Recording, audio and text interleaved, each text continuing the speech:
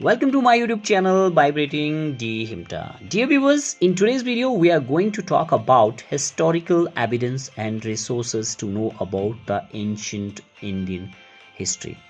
Yes, प्राचीन भारतीय इतिहास के अध्ययन के मुख्य 3 स्रोत है. These are लिटरेरी साहित्यिक साक्ष्य, विदेशियों के वृत्तांत और पुरातात्विक साक्ष्य. So firstly we will talk about साहित्यिक साक्ष्य, लिटरेरी एविडेंस. साहित्यिक साक्ष्य 2 प्रकार के होते हैं. फर्स्ट वन इज धार्मिक और दूसरा है धर्मनिरपेक्ष. धार्मिक साहित्यिक साहित्यों के अंतर्गत वेद, वेदांग, उपनिषद, ब्राह्मण, आर्यक, पुराण, रामायण, महाभारत, स्मृति ग्रंथ और बौद्ध एवं जैन साहित्यों को शामिल किया जाता है. वेदों की संख्या कितनी है? 4. These are Rigveda, Yajurveda, Samaveda, Atharvaveda. और वेदांग के अंतर्गत शिक्षा, कल्प, ज्योतिष, व्याकरण, निरुक्त और छंद आते हैं.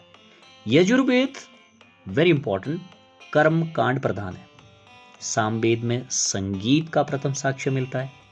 शुद्ध सूत्र में यज्ञ संबंधी, गृह सूत्र में लौकिक और पारलौकिक कर्तव्यों एवं धर्म सूत्र में धार्मिक, सामाजिक और राजनीतिक कर्तव्यों का उल्लेख मिलता है.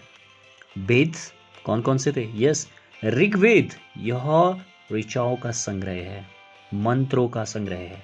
सामवेद क्या है?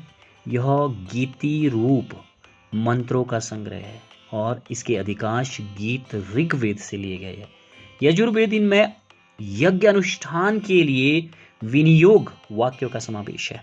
अथर्ववेद यह तंत्र मंत्रों का संग्रह है. Hope you understand. बौद्ध धर्म में त्रिपिटक वेरी इंपॉर्टेंट, पे फुल अटेंशन टू इट. बौद्ध ग्रंथों में त्रिपिटक, निकाय और जातक आदि प्रमुख है. बौद्ध ग्रंथ दीपवंश, महावंश से मौर्यकालीन पर्याप्त जानकारी मिलती है. नागसेन रचित मिलिंद पन्हों से हिंद यवन शासक मिनेंदर के विषय में सूचना मिलती है. अंडरस्टूड. नागसेन रचित मिलिंद पन्हों में हिंद यवन शासक मिनेंदर के विषय में सूचना मिलती है. बौद्ध और जैन धर्म के ग्रंथों से तत्कालीन सामाजिक, सांस्कृतिक और आर्थिक परिस्थितियों का भी ज्ञान मिलता है. नाउ वेरी इंपॉर्टेंट, जातक ग्रंथ. यस, जातक ग्रंथों में बौद्ध और बोधिसत्वों के जीवन की चर्चा है.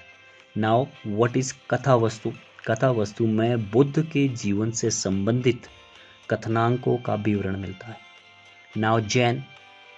जैन में आगम क्या है? यस, जैन साहित्य आगम कहलाते हैं और जैन आगमों में सबसे महत्वपूर्ण और इंपॉर्टेंट चीज अंग है.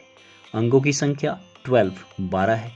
जैन आगमों को वर्तमान स्वरूप, प्रेजेंट जो स्वरूप है, फॉर्म है, 512 ईस्वी में बलुई में आयोजित जैन समिति में प्रदान किया गया था. अंडरस्टूड. अंगों की संख्या 12 है और जैन आगमों को वर्तमान स्वरूप 512 ईस्वी में बलुई में आयोजित जैन सभा या फिर संगीति में प्रदान किया गया था.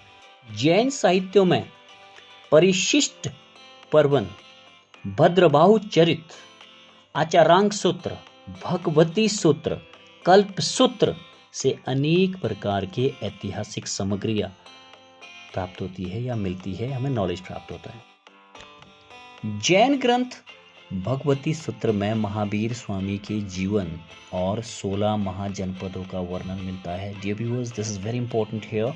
जैन ग्रंथ भगवती सूत्र में महावीर स्वामी के जीवन और 16 महाजनपदों का वर्णन है.